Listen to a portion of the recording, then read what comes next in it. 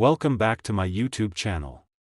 Today, we're diving deep into a seemingly ordinary piece of pocket change that actually holds a fascinating story, the 2009 Canadian 1-cent coin. Now, you might be thinking, a penny? What's so special about that? Well, buckle up, because this little copper-tone disc marks a significant moment in Canadian history and has become a bit of a modern-day collectible. From its humble beginnings as a vital piece of everyday commerce to its eventual retirement, the Canadian penny has witnessed over a century and a half of our nation's journey. And the 2009 edition? It stands as a poignant reminder of the end of an era. So, grab your old change jars, maybe even dust off those forgotten piggy banks, because we're going on a journey to explore the history, design, significance, and the surprisingly interesting world surrounding the final year of the Canadian penny. To truly appreciate the 2009 penny, we need a little context. The story of the Canadian cent stretches all the way back to the mid-19th century. Imagine a time before paper money was widely used, when small denominations of coinage were the backbone of everyday transactions. The first Canadian pennies were large cents, significantly bigger than the ones we're familiar with today. Over the decades, the size and composition changed, eventually leading to the smaller, predominantly copper penny that most of us remember. For generations, the penny featured iconic Canadian symbols, most notably the maple leaf. Fast forward to the reign of Queen Elizabeth II. Her effigy first appeared on Canadian coinage in 1953. Through various iterations of her portrait, the penny remained a constant in our pockets. And that brings us to our star of the show, the 2009 penny. The 2009 penny features the familiar portrait of Queen Elizabeth II on the obverse, which was designed by Susanna Blunt. This particular effigy has been used on Canadian coins since 2003 and is known for its dignified and mature portrayal of the monarch. Now, let's flip it over to the reverse, the tails side.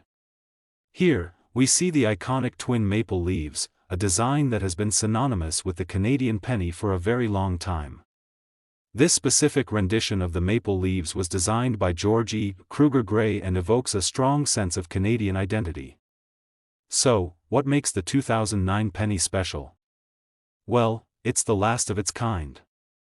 In 2012, the Canadian government officially announced that the penny would be discontinued from circulation. The rising cost of producing the coin, which by that point was exceeding its face value, was the primary reason for its retirement. Think about it, the cost of minting, handling, and transporting millions of pennies each year simply wasn't economically sustainable. While beloved by some for its tradition, the penny had become more of a nuisance for many in everyday transaction. The decision to eliminate the penny wasn't taken lightly. There were debates and discussions across the country. Some people felt a sentimental attachment to the coin, while others welcomed its demise. Ultimately, the economic realities prevailed. The Royal Canadian Mint ceased distribution of the penny in February 2013. However, the 2009 pennies were the last ones produced in significant quantities before this announcement. This makes them a unique marker in Canadian numismatic history, the final year of widespread penny production. Now, let's talk about collecting. Is the 2009 penny a valuable collector's item? Well, in terms of raw material value, a single copper penny isn't going to make you rich.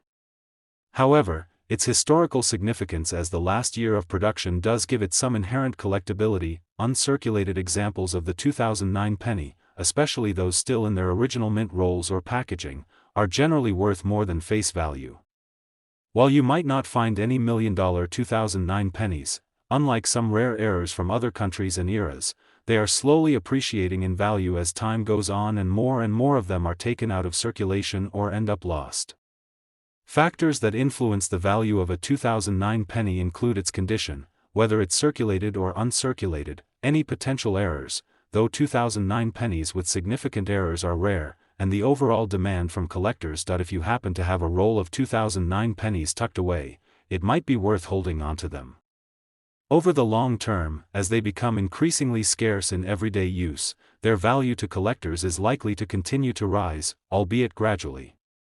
But beyond its potential monetary value, the 2009 penny serves as a tangible link to a bygone era.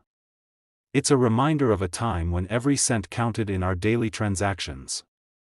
It sparks memories of childhood piggy banks, the satisfying clink of change, and the simple act of paying with physical currency. The discontinuation of the penny also had some interesting practical implications.